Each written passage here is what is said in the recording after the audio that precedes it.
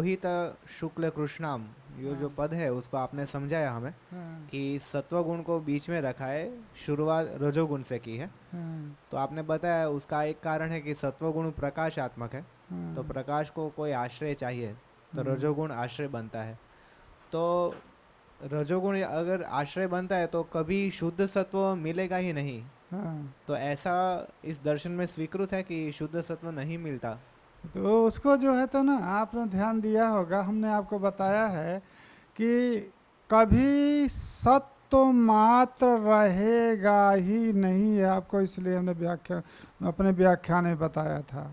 न कभी रजह मात्र रहेगा और न कभी तमह मात्र रहेगा। जब तक आपकी विकृति है, जब तक आपकी विकृति है तब भी एक मात्रता नहीं होगी। जब प्रकृति रूपता हो जाएगी तब भी एक मात्रता नहीं होगी। जब तीनों गुणों की साम्यता हो गई उसका नाम प्रकृति है। उस समय पर भी एक गुण नहीं है, तीनों गुण सम हैं। और जब तीनों गुणों की विषमता है वो सृष्टि काल है। तो कभी भी आप ये मत समझिएगा कि सात्विकता है यदि, तो रज और तम है ही नहीं, रज तम रहेंगे ही। दूसरी बात, यदि रज गुण ना रहे तो सत्व गुण करेगा क्या? सत्व मात्र प्रधानता रह जाएगी तो मृत्तिका जैसे पड़ा रहेगा, क्योंकि जब रज गुण नहीं रहेगी तो कोई क्रियात्मकता नहीं हो सकती है। इसलिए ये नहीं सोचना चाहिए कि किसी काल में जब तक प्रकृति है, विकृति है, संसार है, उस समय पर प्रधानता, इसलिए शास्त्रकार में सत्व गुण की प्रधानता सात्विकता कहते हैं। रजा गुण की भी प्रधानता जो है क्रियात्मकता या क्रियाशीलता कहते हैं। और जब तमोगुण की प्रधानता होती है उसको तामस प्रधानता कहते हैं। परंतु ये नहीं है कि कोई यदि यदि तामस गुण जहाँ पर अधिक है, तो यदि आप कहें कि उसमें सत्व है ही नहीं, तो सत्व नहीं तो उसको कुछ ज्ञान नहीं होता है क्या? अरे ज्ञान तो कुछ रहता ही है, ज्ञान के बिना कैसे वो चलेगा? जो तामस व्यक्ति है, जो हिंसा आदि करता है, तो उसको ज्ञान नहीं रहता है। अरे नहीं जानेगा किसको मारना है किसको नहीं मारना है, क्या करना है क्या नहीं, तो ज्ञान शून्य नहीं होता है, वो ज्ञान रहता है। परंतु उसका ज्ञान जो सत्व है वो रज जो तम है उससे प्रधानीभूत हो जाने के कारण उसका जो विषम कार्य है, सत्व से जो विषम कार्य है, उस ज्ञान के प्रति प्रवर्तक होता है। क्योंकि जो ज्ञान है वो प्रवृत्ति और निवृत्ति का कारण हेतु ज्ञान ही होता है। ज्ञान के बिना किसी वस्तु के आदान की न तो प्रवृत्ति होती है और न किसी वस्तु के परित्याग की प्रवृत्ति होती है। क्योंकि वस्तु का ज्ञान आनयन जो प्रवृत्ति है और अपसारण जो निवृत्ति है उसके प्रति हेतु होती है। जिस वस्तु को हम जानते हैं कि मेरे अनुकूल है, उस वस्तु के ग्रहण करने की इच्छा होती है। और जिसको आप जानते हैं कि ये मेरे अनुकूल नहीं है, उससे निवृत्ति की इच्छा होती है। तो वस्तु का ज्ञान अपेक्षित। कोई भी सर्प नहीं पालना चाहेगा। संत लोग जो है किसी भी जिसके संसर्ग से दोष उत्पन्न हो सकते हैं, स्त्री आदि बालिका आदि, उसका संसर्ग, तो उसके स्वरूप को जानता है कि इसके संसर्ग से मेरी कभी भी वृत्ति बिगड़ सकती है और उस वृत्ति से मैं च्युत हो सकता हूँ, इसलिए उससे दूर रहेगा। जो मद मात्सर्य जिनसे पैदा हो सकता है, जो सात्विकता के अपघातक हैं, उनसे वो दूर रहेगा।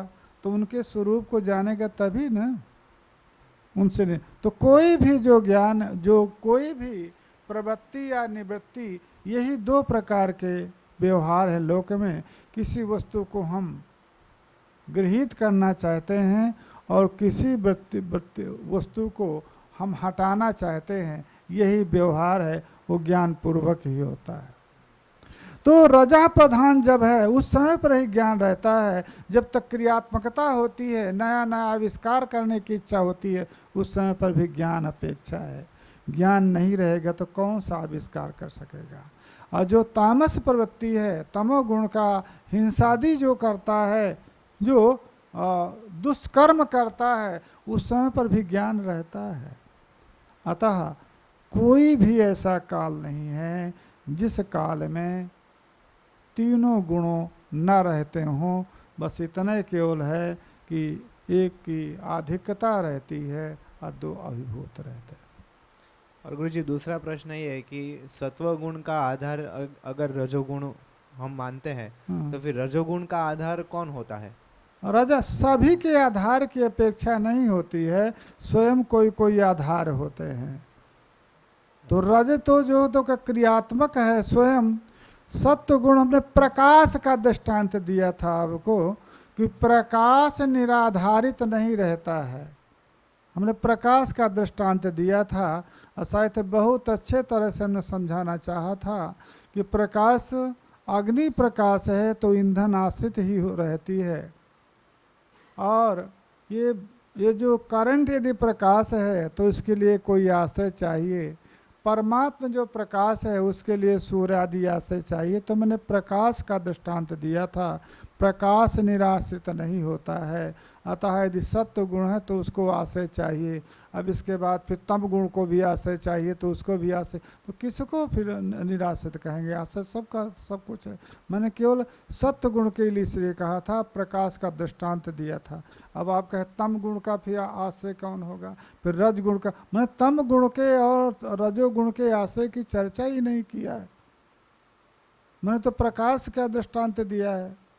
अब इसके बाद अब वहाँ पर भी आइए तो अग्नि का आश्रय तो ईंधन होगा, तो ईंधन का आश्रय कौन होगा? तो ईंधन का आश्रय उसके अवयव होंगे, तो उसके अवयव का आश्रय होंगे, उसके अवयव होंगे।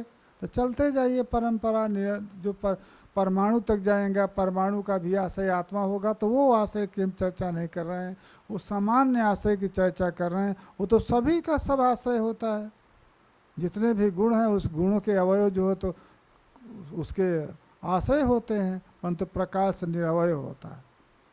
रजगुण का अवयव रजगुण के अवयव हो जाएंगे, तम गुण के अवयव हो जाएंगे, या तम गुण का जो अधिष्ठान है वो हो जाएगा अवयव। तो अब सभी के अवयवों के यदि आप सभी के आश्रय की संगति करते रहिए तो आश्रय सबका आश्रय जो है तंत्र में प्रकृति हो जाएगी। जाने दीजिए। और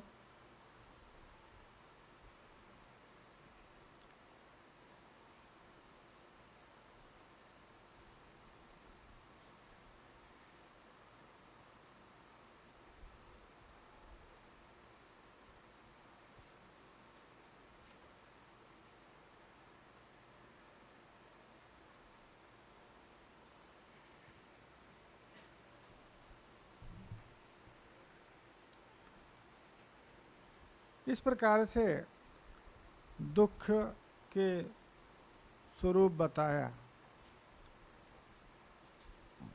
आध्यात्मिक आधिभौतिक इत्यादि से। अब इसके बाद बता रहे हैं बाह्य उपाय साध्यम दुखम द्विधा।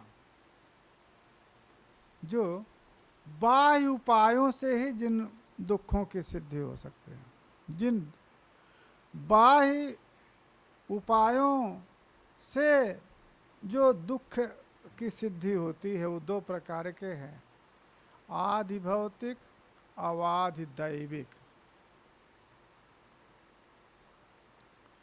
तो आधिभौतिक दुख यही जो पंच महाभूत हैं, ये पंच महाभूत संबंधी दुख आधिभौतिक दुख है। और रक्ष पिशाचादि या देव गंधर्वादि के संबंध से दुख होते हैं, उनको आधिदैविक दुख कहा जाता है। तत् आधिभौतिकम, उसको व्याख्या कर रहे हैं कि आधिभौतिक क्या है।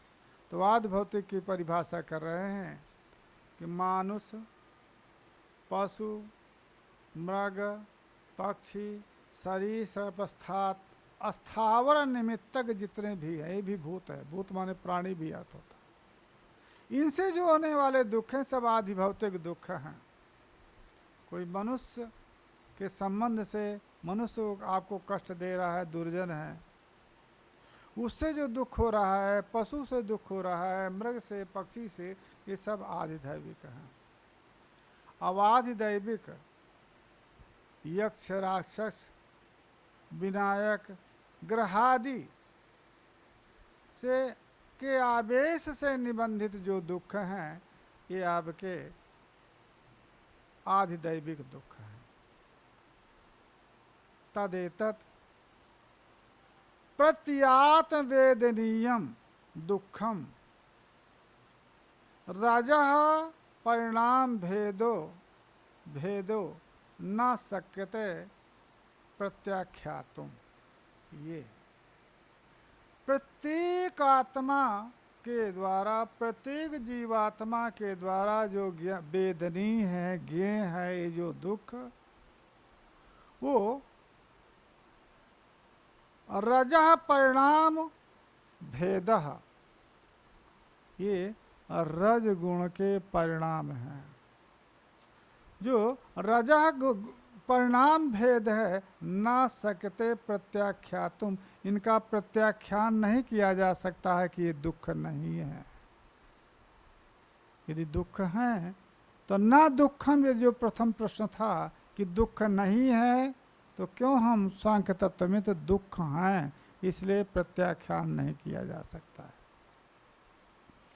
तदेतद दुःखत्रयेण अंतःकरणवर्तिना चेतना शक्तेः प्रतिकूल वेदनीयतया अभिसंबंधो अभिघातः। तो दुःखत्रयाभिघातात्, दुख तीन नहीं है ये नहीं कहा जा सकता है। तो अभिघात क्या है? तो अभिघात की यहाँ पर व्याख्या किया है इन्होंने। ये जो तीन प्रकार के दुख हैं, आध्यात्मिक, आधिदैविक, आधिभौतिक जो दुख हैं, तो अंतःकरणवर्ती जो चेतना शक्ति है, उस चेतना शक्ति के प्रतिकूल वेदनीयतया यही है। जब ये तीनों दुखों के द्वारा अंतःकरण वृत्ति ही तीनों दुख हैं। तीनों दुख जो है अंतःकरण वृत्ति हैं। एक शरीर से संबंधी है, एक मन से संबंधी है, एक भूतों से संबंधी है और एक देवताओं से संबंधी है। परंतु दुख जो है हमेशा अंतःकरण वृत्ति रहता है। सुख, दुख, इच्छा, द्वेष, ये सब अंतःकरण के परिणाम हैं।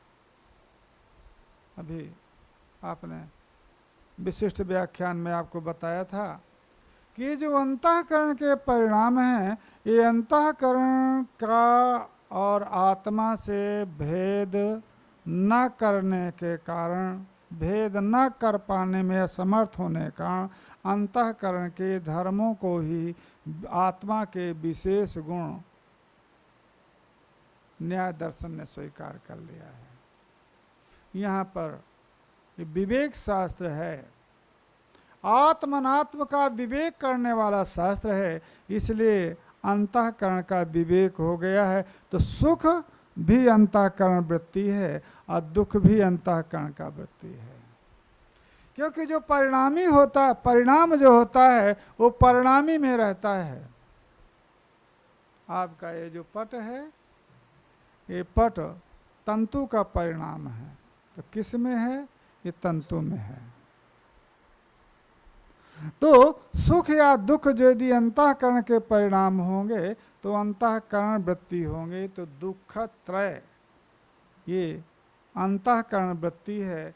उसके निमित्त के भेद से तीन भेद बता दिया है। कहीं पर उसका शरीर काफ वित्त वैषम्य निमित्तक शरीर निमित्तक है, कहीं पर देव निमित्तक है, कहीं पर भूत निवेश तीन है। ये तीन जो दुखत्रय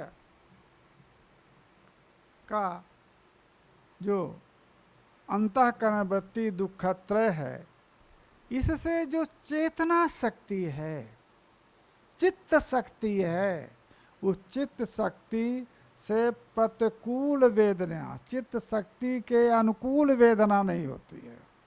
किसी का भी कोई भी वस्तु, अमर कोई भी प्राणी, मनुष्य ही नहीं,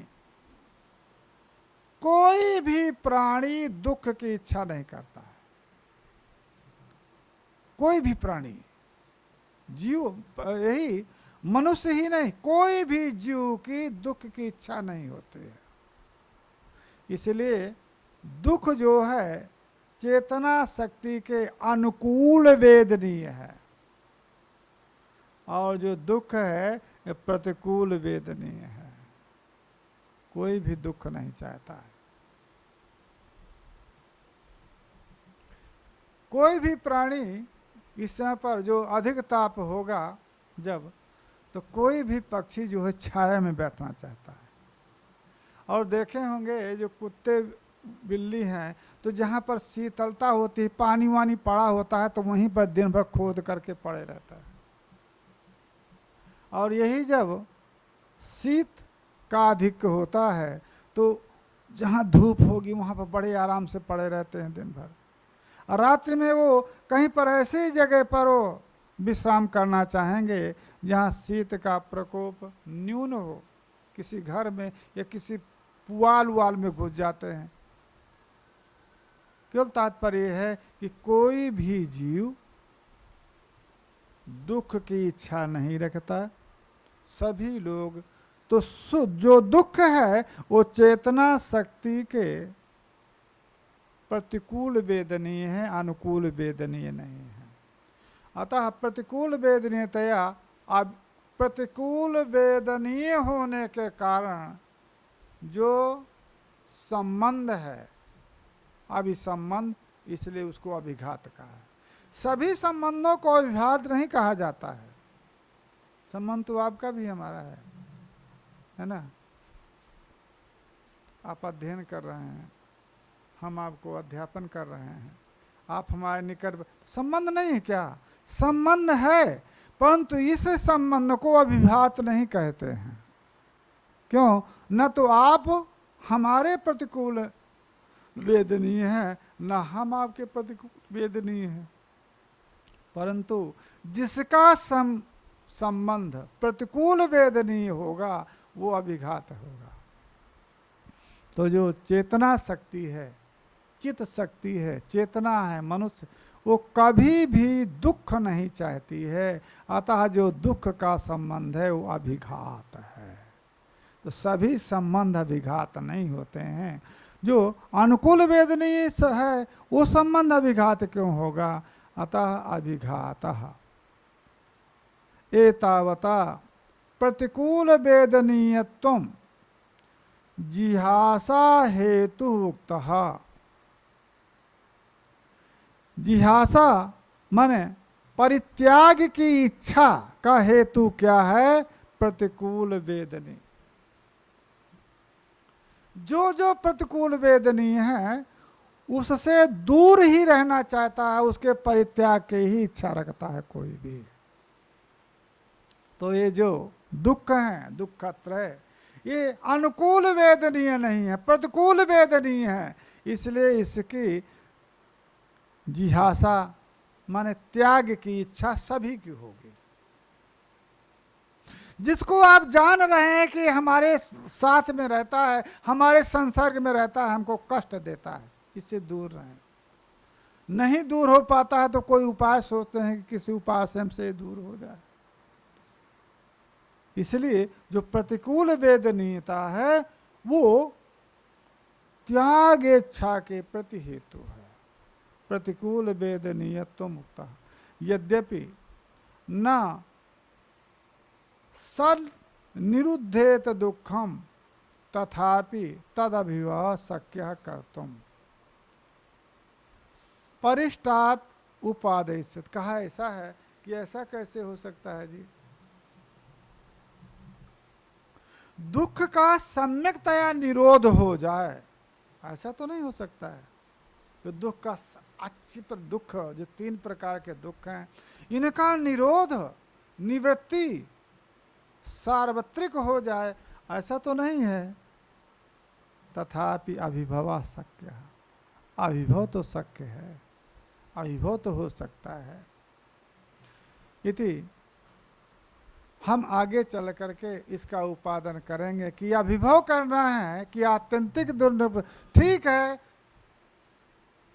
दुख की आत्यंतिक निवृत्ति नहीं हो पा रही है, परंतु औषधि आदि के द्वारा, शारीरिक मंत्र आदि के द्वारा मानस दुखों की निवृत्ति तो हो सकती है उपायांतर से, तो अभिभव तो हो जाएगा। अभिभव निवृत्ति दूसरी चीज है। अभिभव वो है कि उसके जो न्यूनता हो जाती है, जो वस्तु न्यून का न्यूनता, अभिभव का अर्थ होता है न्यूनता, अनिवृत्ति का अर्थ होता है परिसमाप्ति। तो ग्रंथकार कह रहे हैं कि क्यों प्रयास कर रहे हैं सांख्य दर्शन में, यदि अन्य उपायों के द्वारा उसका अभिभव हो सकता है, न्यूनता हो सकती है, तो अन्य उपाय जो साधन हैं उन्हीं के द्वारा यदि सिद्ध, जिज्ञासा क्यों उसके अवघात की करते हैं। सक्या कर तुम, ये आगे हम बताएंगे, कह रहे हैं तस्माद उपपन्नम तदवघात के हेतु। आत्यंतिक निवृत्ति नहीं हो सकती है, न्यूनता हो सकती है, और उसका जो संसर्ग है, दुखत्रय का संसर्ग है, वो दुखत्रय का संसर्ग, दुख जो के अभिघात, उस दुष्सर्ग संसर्ग का निवृत्ति चाहता है कोई भी, अतः तस्मादुपन्नम तद अभिघाते हेतु, उसके अवघातक हेतु के जिज्ञासा होती है। तस् दुखत्रयस्य अपघातः तद अवघातः, दुखत्रय का अवघात माने निवृत्ति, और उस निवृत्ति का जो हेतु है, उस हेतु विषयक जिज्ञासा होती है कि ये तीनों प्रकार के दुखों की निवृत्ति का उपाय कौन है। उपसर्जनस्य बुद्ध्या सन्निकृष्टस्य तदा परामर्शः अवघातकस्य हेतु शास्त्र प्रतिपाद्यो नान्य इति आशयः। एक उपसर्जन होता है, जो सामान्य होता है उसको उपसर्जन कहते हैं। उपसर्जन से बुद्धिया सन्निकृष्टस्य, तो तद अवघात के हेतु, तो पहले दुखत्रयाभिघात, तत् शब्द जो होता है, वो जो सर्वनाम शब्द होता है, वो बुद्धिस्त पदार्थ का परामर्शक होता है। जैसे कोई कहेगा सागच्छति, वो जा रहा है, तो तत् शब्द का प्रयोग करेंगे तो उसी को ज्ञान होगा जो उस तत् पदार्थ को, जो बुद्धि जैसे कहता है कि देवदत्तः अत्र नास्ति, स इदानीम अस्मिन् आश्रमे नास्ति अपितु स इदानीम स्वग्रामे वसति। तो स शब्द का जो व्यवहार कर, तो क्या है, बुद्धि परामर्श उस देवदत्त का बोधक होगा। उसी प्रकार से तदअवघात के लिखा है ना, तस्य अवघाता, तो तत् शब्द किसका के कहते हैं, बोध कराएगा। कहना चाहिए था कोई कारिका में दुखत्रयाभिघातात दुघत्रयाभिघात के हेतु, ये होना चाहिए तद अवघात के। उसी को लोग कहते हैं कि उपसर्जन जो है बुद्धिया परिसन्निकृष्ट है। उपसर्जन तया जिस जो दुख है वो बुद्धि सन्निविष्ट है, अतः तत् अवघात के माने दुख अवघात के। अवघात क्या पदार्थ है, तो अवघात शब्द की अपघातकस्य हेतु, अपघातक हेतु, अपघातकस्य हेतु नहीं, दुःखत्रयस्य या अपघातका हेतु साधनम, तीनों दुखों का निवर्तक जो हेतु है उसके विषय, तद विषय की जिज्ञासा होती है कि कौन सा ऐसा साधन है जिन साधनों से तीनों दुखों की निवृत्ति हो सकती है। इसलिए अवघातकस्य हेतु, अवघातकस्य हेतु नहीं, अवघातक स्वयं जो है हेतु है दुखत्रय का। शास्त्र प्रतिपाद्यो नान्य इतिहासय, वो अपघात दुखत्रय का जो अभिघात निवृत्ति रूप अपघात हेतु है वो शास्त्र के द्वारा ही प्रतिपादित किया जा सकता है। कैसा हमको अपघातक चाहिए, जो आत्यंतिक और नित्य निवृत्ति का साधन हो, वो शास्त्र प्रतिपाद्य ही हो सकता है। तत्रासंगते दृष्टे सा पार्था चेत, कहा है आपको दुःखत्रय अभिघात साधन की इच्छा होगी। अरे वो तो देखा गया है दृष्टे, यदि दृष्ट उपाय है, दृष्ट साधन है, दुःखत्रय अभिघात यदि दृष्ट उपाय है तो फिर जिज्ञासा काहे की होगी। बताया था पहले हम आपको कि जिज्ञासा तो तब होती है जब ज्ञात नहीं होता है। जो ज्ञात है आपको कि औषध आदि के द्वारा दैहिक, मंत्र आदि के द्वारा मानस और याग आदि के द्वारा जो दैविक, ये तीनों दुखों का विघात हो सकता है। अब अभिघात के साधन हैं, यज्ञ है, मंत्र आदि जप आदि है और औषधि आदि। दृष्टा, कहा नहीं भाई, दृष्टे अपार्था चेत, जिज्ञासा अपार्थ होगी, निरर्थक होगी। कहा नहीं, निरर्थक नहीं होगी। चेत क्यों नहीं निरर्थक होगी? निरर्थक इसलिए नहीं होगी कि वो जो उपाय हैं, मंत्र औषधादि याग आदि जो उपाय हैं, वो दुख का आत्यंतिक निवृत्ति नहीं कर सकते हैं। इसी की व्याख्या कर रहे हैं। अस्तु तरहि दुःखत्रयम् जिहासितम न भवतु। कहा जब दृष्ट उपाय को मैं अपार्थ दृष्ट उपाय दी, यदि उपाय उसके दृष्ट हैं तो जिज्ञासा नहीं होगी। अब पूर्वी जिज्ञासा हो ही रही है, दृष्ट उपायों को भी उपाय नहीं मान रहे हैं, तो अस्तु तरहि दुःखत्रयम् जिहासितम न तद्भवतु। माने दोनों दुखों, तीनों दुखों की यदि त्याग इच्छा, जिहासित माने त्याग इच्छा के विषय यदि नहीं हुए, भवतु चा तत् शक्य तत्सख्यहानम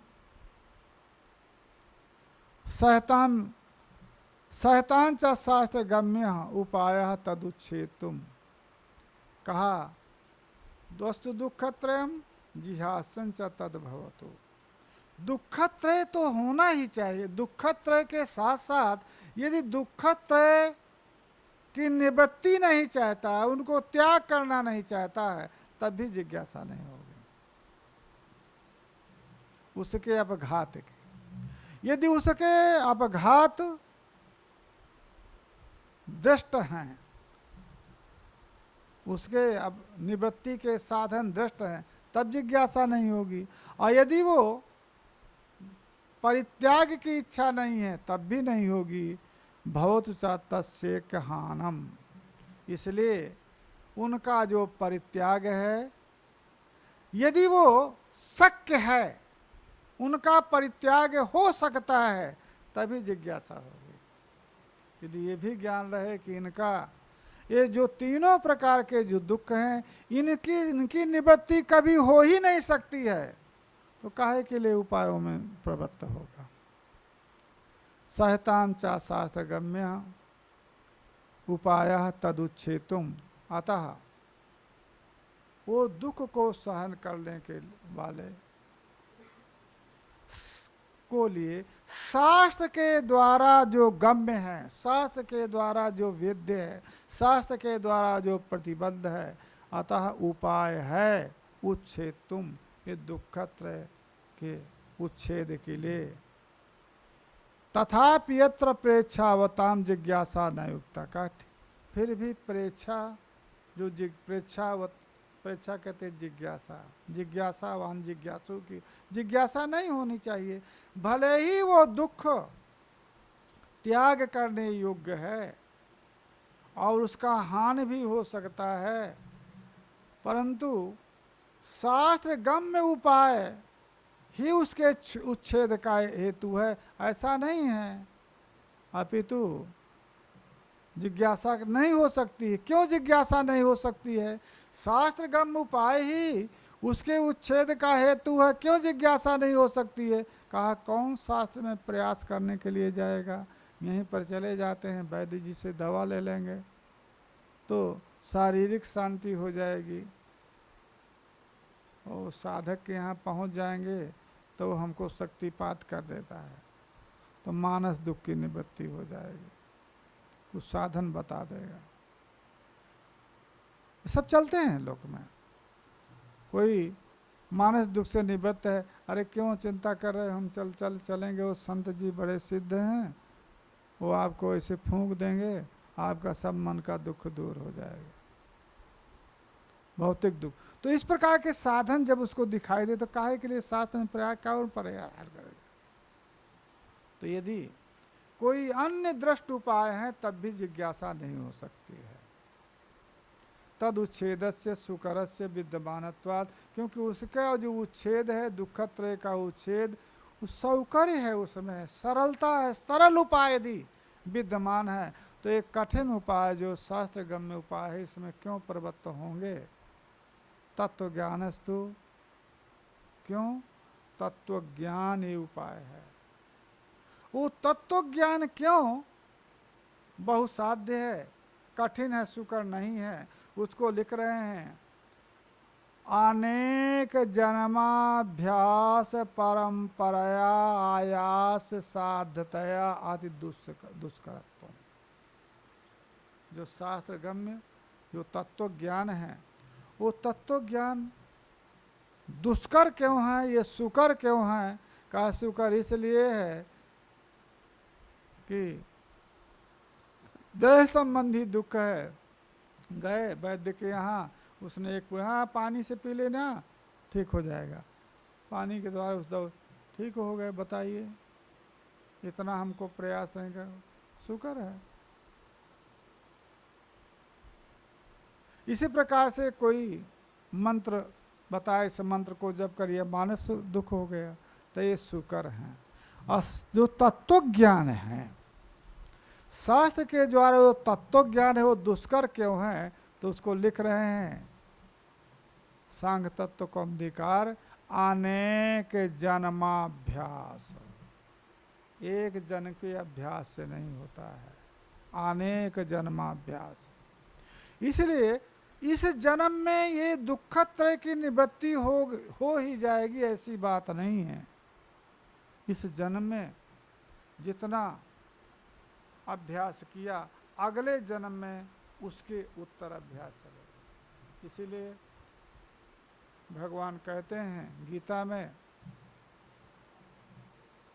शुचि नाम श्रीमताम गेहे योग भ्रष्टो भी जायते।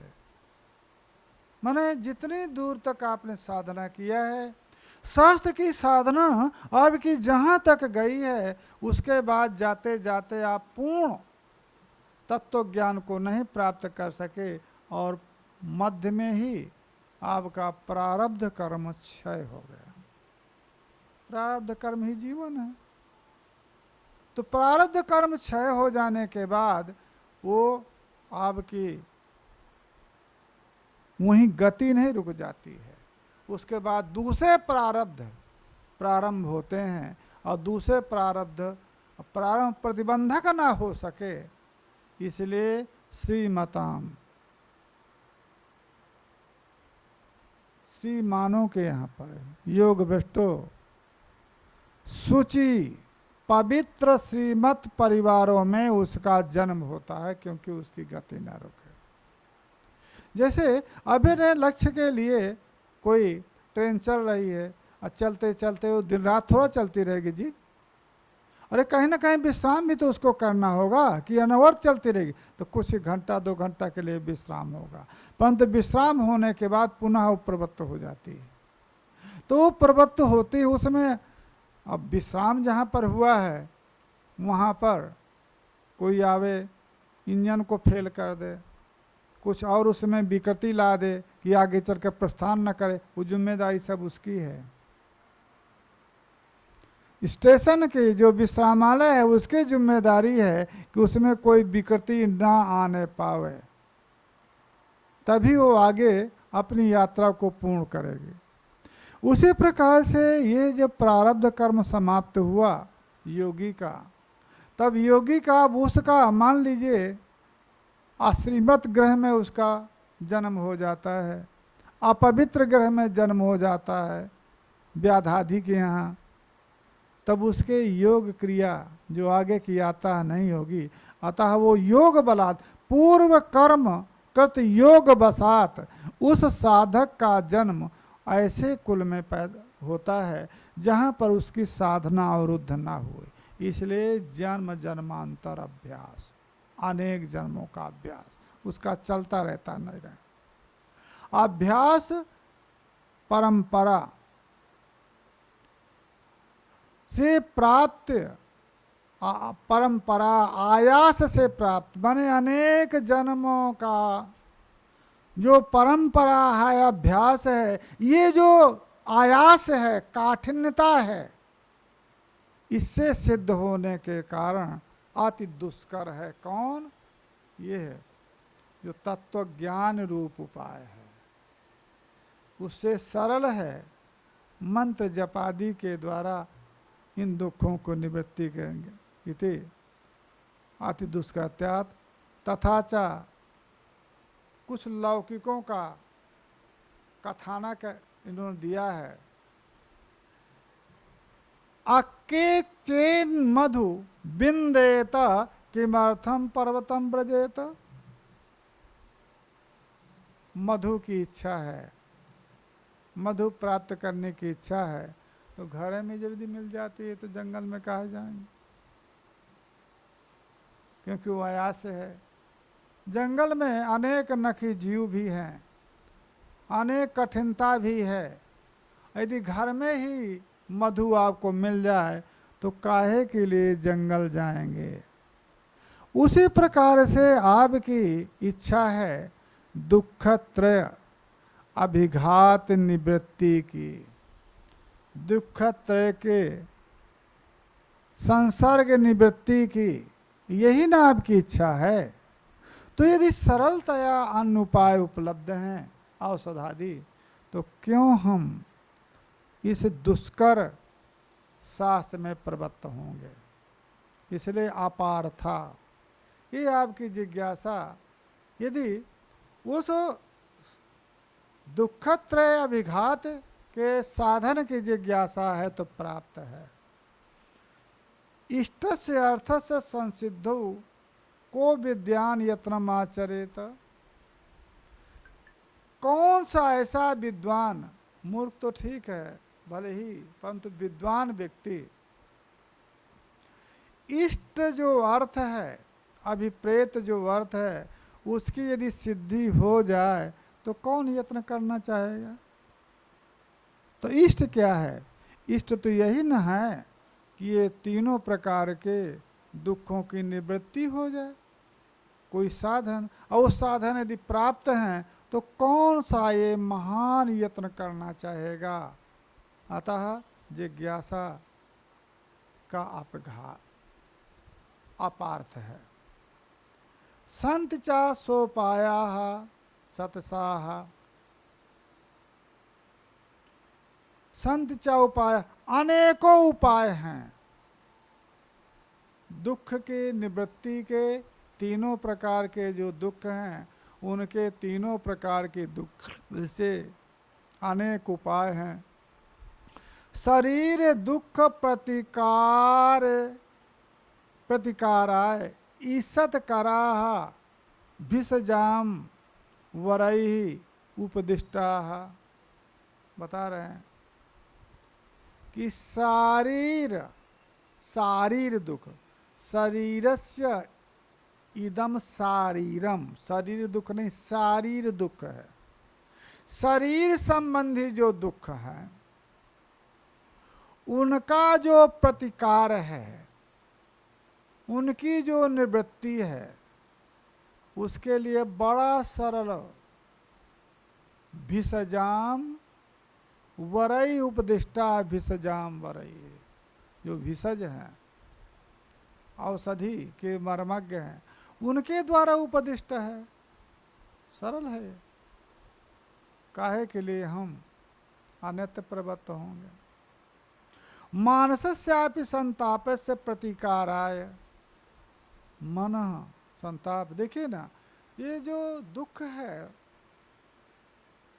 ये दुख जितना जितना जिसके सन्निकट है,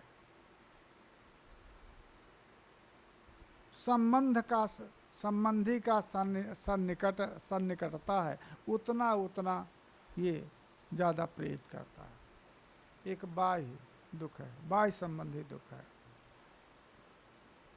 चलो छोड़ देते हैं इसके संग। जिस व्यक्ति से के संबंध में आपको दुख होता है, ये जाएंगे ही नहीं इसके बाद, इससे दूर रहना चाहिए। निवृत्ति हो गई कि नहीं। जिस भूत माने वायु विकृति, माने धूप में आपको कष्ट होता है, मत निकलिए, साधन करके जाइए। शीत से आप तो ये जो है आपके शरीर से भिन्न निमित्तक जो है उनसे दूरी कर सकता है। इसके बाद शरीर निमित्तक है, कफ वृत्त प्रकृति निमित्तक, शरीर निमित्तक। तो शरीर का तो उच्छेद नहीं कर सकते हैं, चलो कुछ सह लेते हैं। परंतु एक मानस जो दुख होता है, वो मानस दुख को कोई नहीं सह पाता है। आप समझ लीजिएगा, मानस दुख की निवृत्ति शास्त्र के माध्यम से हो जाती है, सहसा होती नहीं है।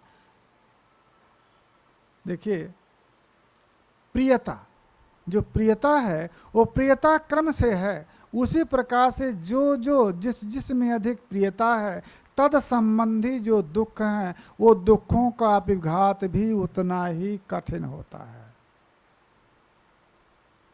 एक बहुत सा सरल दृष्टांत आप देखें कि आपके गांव में आग लग गई किसी के, तो सबसे पहले वो क्या चाहता है कि पूरे गांव की आग बुझ जाए। फिर जब वो आग पूरे गांव की नहीं बुझ पाती है, तो सोचता है कोई उपाय कि अपने जो संबंधी हैं उनका कोई हानि ना हो, उसके उपाय का सोचता है। जब वो भी नहीं हो पाता तो क्या सोचता है कि मेरा तो कम से कम बच जाए, अपनी वस्तु को जलने से बचाता। जब मेरी वस्तु नहीं बच पाती है, वो जलिए जाएगी, तो अपने आदमी, पुत्र, पिता, पत्नी, इनको बचाना चाहता है। और जब ये भी आ जाता है संकट कि अब ये नहीं बच पाएंगे, तो इस शरीर को लेकर के चला। उसी क्रम से प्रियता आप समझ लीजिए, पहले संबंधियों में, फिर आत्मीय जनों में प्रियता है, फिर शरीर में प्रियता है। सब कुछ छोड़ करके शरीर को लेकर के मत भगाता है वहाँ से, इसलिए शरीर सबसे प्रिय है। इसका बड़ा अच्छा उपदेश हनुमान जी ने दिया जब रावण के सामने गए। देखे, ऐसा कभी आपने जजमेंट या कोई ऐसी भी आपने कोई बहस सुनी है न्यायालय में? वो स्वयं वकील जो दंड का अधिकारी है, जो मुलजिम है, वो स्वयं वकालत करे और अपनी वकालत में वो स्वयं अपने को निर्दोष साबित करके और दूसरे को दोषित ठहरा दे। भगवान हनुमान जी से जब उन्होंने पूछा रावण ने कि तुम कौन हो, तो अलग बात है, मैं पवन पुत्र हनुमान हूँ। तो कहा कि तुमने ये बाग क्यों उजाड़ा और हमारे राक्षसों को क्यों मारा? दो प्रश्न थे। भाई आप कहीं पर पहुंच जाइए और खाने पीने के लिए मांग लिए तो बात दूसरी आप उसकी क्या कहते हैं बागे उजाड़ देंगे, और इसके बाद जो रहने उनको ही मारेंगे, तो अपराध नहीं है? तो उन्होंने दो जो अपराध थे उन दो अपराधों को उन्होंने इंगित किया रावण ने कि आपने क्यों खाया।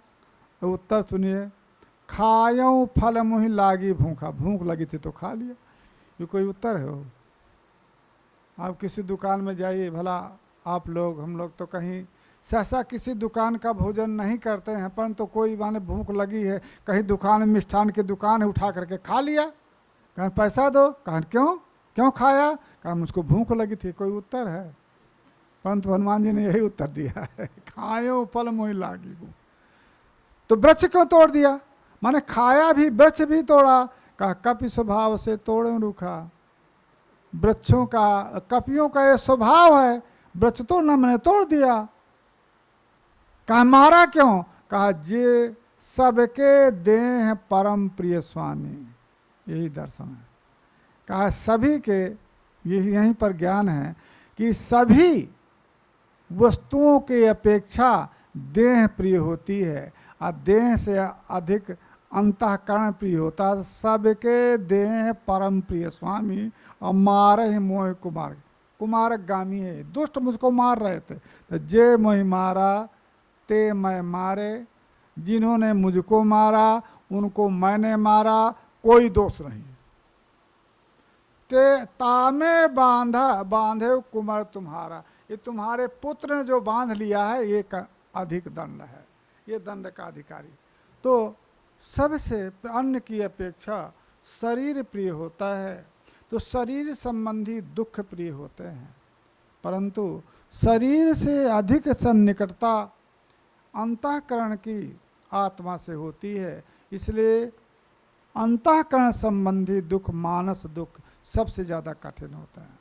तो जिस शरीर को बचाने के लिए हर प्रयास करता है वो उस शरीर को भी आग में झोंक देता है, नदी में कूद जाता है जब मानस दुख होता है। ट्रेन में कट करके मर जाते हैं, जहर खा के मर जाते हैं। तो क्या मरना? इस शरीर को नष्ट करना ना। तो उस शरीर को जो परम प्रिय शरीर है उसको भी नष्ट कर देता है जब आध्यात्मिक दुख होता है। इसलिए ये तीनों प्रकार के जो दुख हैं उनसे मानसस्यापि संतापस्य, मानस जो दुख है, संताप है, उसके प्रतिकार के लिए मनो स्त्री ये भी है, आप लोगों के लिए नहीं है, परंतु जो अन्य हैं वैषयिक लोग हैं वो मानस पीड़ा के लिए उनके लिए क्या होता है? स्त्रियों का गान, स्त्रियों का संसार, ये करा देते हैं, मानस दुख उनका दुख हो जाता है। साधक के लिए नहीं, परंतु मानस दुख केवल साधक को तो होगा नहीं, साधक को तो मानस दुख होता भी नहीं है। परंतु यदि ये भी मनोज्ञ सुंदर स्त्री का संसर्ग करा देते हैं, मन की शांति कामुकों की हो जाती है, और मनोज्ञ से पान सुंदर भोजन करा देते हैं, तो ये भी भोजन, विलेपन, वस्त्रालंकार आदि विषय संप्राप्ति ये उपाय सुकर है। मानस दुख को भी कहते हैं मनोविनोद के लिए, जो मानसिक दुख होता है ना लोक में,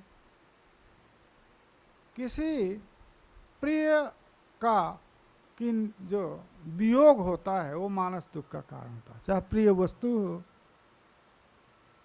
और चाहे प्रिय कोई मनुष्य हो, उसका जो वियोग होता है तो वो मानस दुख होता है। मानस दुख एक दूसरी बात, अप्रिय वस्तु का जो संसर्ग है वो भी मानस दुख का कारण होता है। जिसको आप नहीं चाहते हैं, जिसको आप कथनचित भी नहीं चाहते हैं, उसको देखना भी नहीं चाहते हैं, उसका संसर्ग नहीं चाहते हैं, आवाज से आपकी व्यवस्था कर दी जाए कि आपके प्रकोष्ठ में ही वो व्यक्ति रहेगा, अब वो इतना दुष्ट है, माने आपको प्रतिकूल है, आपकी वृत्ति के विपरीत वृत्ति वाला है, और उसको आप के प्रकोष्ठ में डालेंगे तो क्या करेंगे आप? चलिए हम बाहर सो जाएंगे। और वो व्यक्ति आकर के बाहर भी आपके साथ ही सोना चाहता है, तो वो कुछ नहीं कर रहा है, वो आपको शरीर संताप नहीं दे रहा है, ना आपको मार रहा है, ना गरिया रहा है, ना कुछ, परंतु उसकी वृत्ति आपके अनुकूल नहीं है, और आपका जब संसर्ग होगा तो मानस दुख होगा। अथवा जिसको बहुत चाहते हैं, जो आपके बहुत अनुकूल है, उनका जब वियोग हो जाता है तब ये दुख होता है। तो उस दुख के उपाय के लिए आप लोक में देखे होंगे, किसी का प्रिय का वियोग हो गया, कोई रो रहा है, गा रहा है, तो उसको कहते हैं अरे इनके मन को बहलाओ। कहन क्या करना होगा? कहा कुछ ऐसे, अरे मनोरंजन कुछ कराओ, इनको हंसाओ। अच्छा ये नाच हो रहा है ना स्त्रियों का, वहाँ पर ले जाओ, तो वहाँ पर बैठा रहेगा तो इसका मनोवृत्ति हटेगी, क्योंकि जो मन की वृत्ति है वही तो दुख है। इसलिए ये भी उपाय हैं, परंतु कुछ कहीं कहीं तो ये जो प्रिय वियोग जन्य या अप्रिय संसर्ग जन्य मानस दुख ज्ञानी को नहीं होता है। इसलिए उपाय शास्त्र है और वो शास्त्रज्ञ है, तो शास्त्र ज्ञान हो जाने के बाद उसको नहीं होता है, परंतु न होने के बाद भी उसको ये दिखाना पड़ता है लोक में कि मुझको ये दुख है। क्योंकि जो ज्ञानी होता है, तत्ववेत्ता होता है, वो लोक का परित्याग नहीं करता है। एक शास्त्रवेत्ता थे, वो शास्त्रवेत्ता थे तो जिस मोहल्ले में रहते थे उसी के सन्निकट एक व्यक्ति थे, तो उनकी पत्नी का देहांत हो गया, तो बहुत बिलख बिलख करके रो रहे थे। तो ये जब गए उनके यहाँ, तो एकांत में उसको लेकर के बताया, कहा क्यों रो रहे हैं? बहुत अच्छा इन्होंने ज्ञान दिया। कहा किसके लिए रो रहे हैं आप? जब आप आए थे तो क्या लेकर के आए थे? हैं? आप आए थे तो आपको शरीर भी नहीं था, शरीर यहीं पर मिला है आपको, और माता पिता के संसर्ग से शरीर मिला है, और माता के संसर्ग से शरीर का पोषण हुआ है, और इसके बाद इस भौतिक पदार्थों से शरीर का पोषण हुआ है। ये शरीर भी तुम्हारा नहीं है, और उस शरीर से संबंध दूसरे से हो गया, स्त्री मिल गई आपको, तो मार्ग में मिलते गए हैं, आपको कोई नहीं, कुछ नहीं। और जब आपको जाना है तब भी आपको कुछ लेकर के नहीं जाना। क्यों झूठे रो रहे हैं? मैंने समझाया, समझ में आया उसको। 10-5 दिन के बाद उस आचार्य जी की ही पत्नी का देहांत हो गया, और पत्नी का जब देहांत हो गया तो उससे ज्यादा रो रहे थे।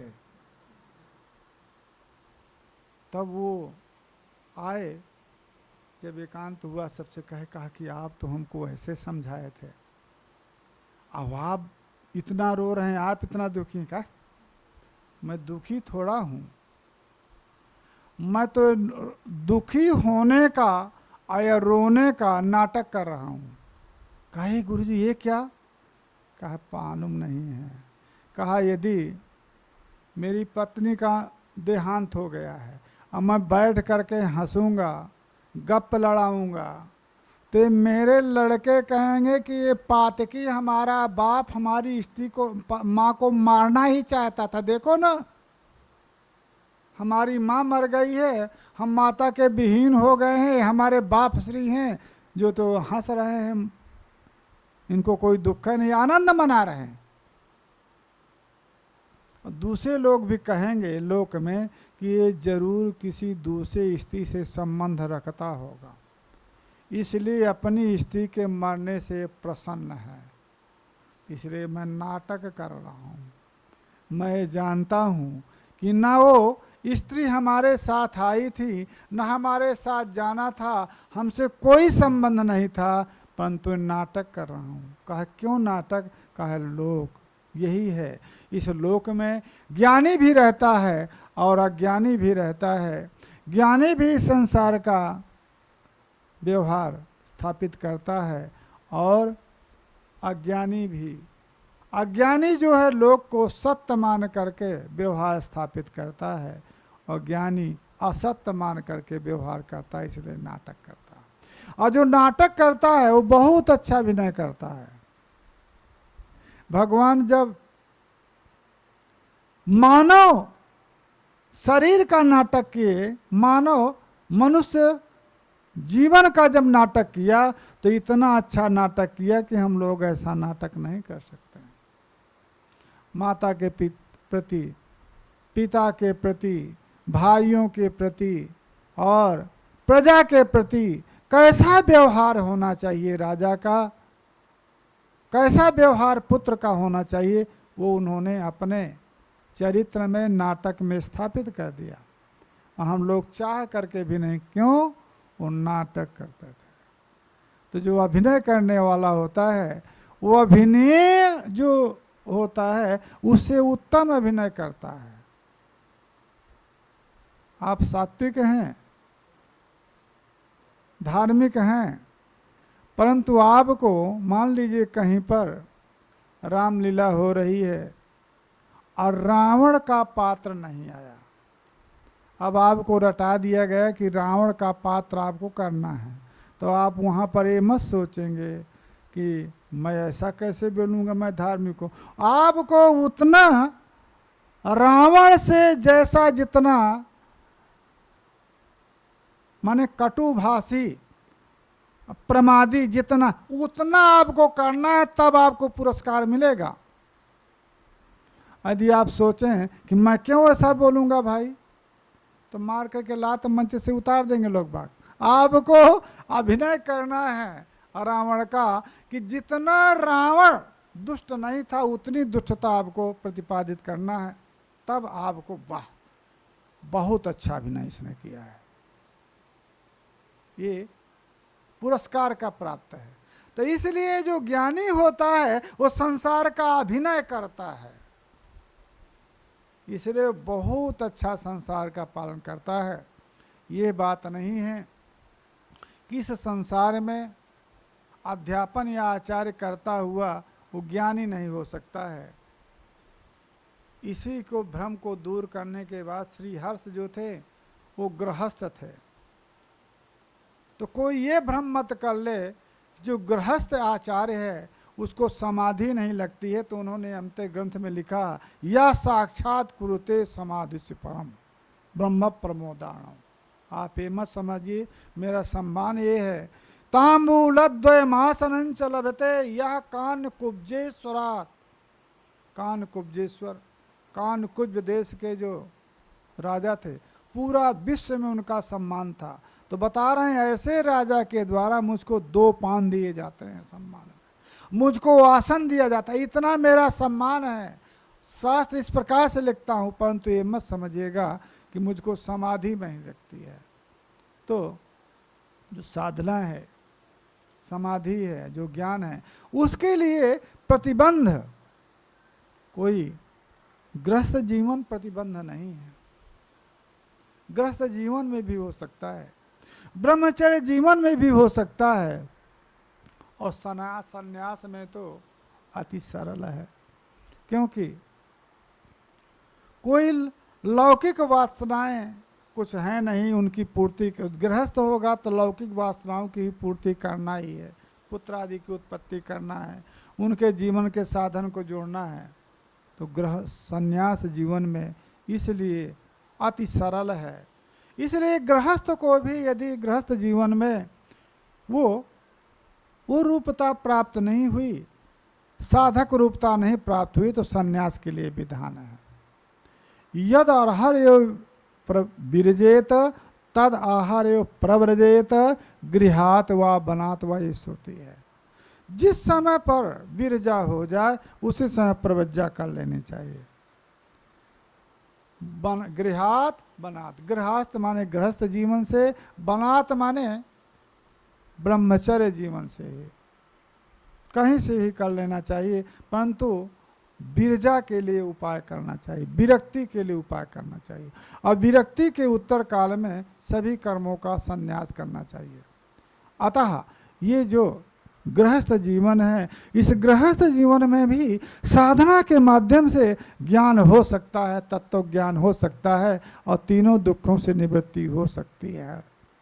इसलिए उन्होंने आचार्य ने कहा कि कभी ये मत कोई समझ ले कि जो आचार्य है वो आचार्य गृहस्थ में है यदि, तो उसको ये ज्ञान हो ही नहीं सकता, ये ज्ञान संभव है। तो ये माने कहने का मतलब है कि केवल संन्यास जीवन धारण कर लेने के बाद ही, मैं देखा ऐसे हमको श्रद्धा नहीं हुई इस संप्रदाय में। इस संप्रदाय से हमारा 10 वर्ष से संबंध है। जिसका संत द्रव्य का स्पर्श नहीं करता, स्त्री को दूर से दर्शन नहीं करता है और कुछ अपने पास नहीं रखता है, यही संत का स्वरूप होता है।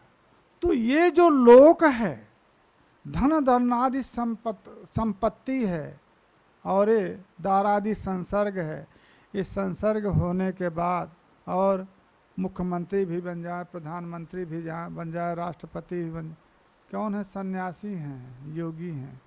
तो बताइए उनको कैसे कहा जा सकता है कि वो मुक्त हो सकता है? तो केवल वस्त्र धारण करने मात्र से नहीं, अपितु मन से सकल वासना का जब परित्याग होता है तभी वो किसी सिद्धि के प्रति प्रवृत्त होता है। तो आपको कोई नहीं जानता है, जब तक नहीं जानता है, अब आप किसी को नहीं जानते हैं, तब तक आप उस परमात्मा को जानते हैं। अब परमात्मा से संबंध है। जब आपकी ये इच्छा होगी कि मुझको कोई जाने, तब आप अपने को जन्माने की इच्छा आपकी होगी और उनसे जन्माने की इच्छा होगी, तब परमात्मा की इच्छा। अतः जिसको कोई नहीं जानता है, जब तक कोई नहीं जानता है और कोई मुझको जाने ये इच्छा नहीं होती है, तभी तक वो संत है, तभी तक सन्यासी है। इसलिए आप लोग अच्छे साधक हैं। आपके साधना में, आपकी सिद्धि में कोई प्रतिबंध नहीं है। क्यों? कोई इच्छा नहीं है। जो कुछ मिल गया तो खा लिए, नहीं मिला तो उपवास कर लिए, कोई इच्छा नहीं है। तब आप साधक हैं कि आपका अपना पक्ष है। और जब हमको अमुक भी जाने तब अनेक संसर्ग होता है। तो ये केवल गेरुआ पहने हुए मात्र से भी संन्यास नहीं है। जब मन संन्यास होता है, मन से संपूर्ण वासनाओं का परित्याग होता है, तभी वास्तविक संन्यास होता है। और जब वास्तविक संन्यास होता है तभी साधना में प्रवृत्त होता है। इस प्रकार से आदि भौतिक जो दुख है उसका भी नीति शास्त्राभ्यास, कुशलता जो नीति शास्त्र का अभ्यास कर लिया जाए और निरयत्व आदि का संभव हो जाए, तो प्रतिकार है उसके लिए भी, आदिदैविक के लिए भी, दुख के लिए मणियों सदादि नहीं देखे हैं, जाते हैं किनके यहाँ, ज्योतिषियों के लिए, कहते हैं ए भैया ये आपका ग्रह ये अनुकूल नहीं है, ये प्रतिकूल है, तो इसके लिए आप इस अंगुली में यह रत्न धारण कर लीजिए और ये कर लीजिए, ये मंत्र का जाप करिए। तो ये तो सभी विद्यमान हैं। अतः यदि सभी तीनों प्रकार के दुखों के निवृत्ति के लिए उपाय विद्यमान हैं, तो ये जिज्ञासा उनके दुखत्रय अभिघात हेतु जिज्ञासा अपार्थ है, उसके लिए इन्होंने निराकृत ना, ये अपार्थ नहीं है। क्यों? ये तीनों प्रकार के, समय देखे 7 बज रहेगा, समाप्त कर दें? नहीं, हमको कुछ नहीं है, क्योंकि आप लोगों का भी तो अन्य कार्य है ना, ठीक है, अन्य भी तो कार्य है ना, जब वहाँ पर मंदिर में जाना होगा पूजन, हमको कोई बात नहीं है, हमको पढ़ाने में कोई वो नहीं है, कहो तो कितना पढ़ाते रहे, ये सब बताएं, हाँ, क्योंकि हम जानते हैं ना, हम लोग यहाँ से परिचित, इससे अब मंदिर जाना होगा ना, आरती वारती में जाना होगा, संध्या वंदन आदि करना होगा, इसलिए हरि ओम।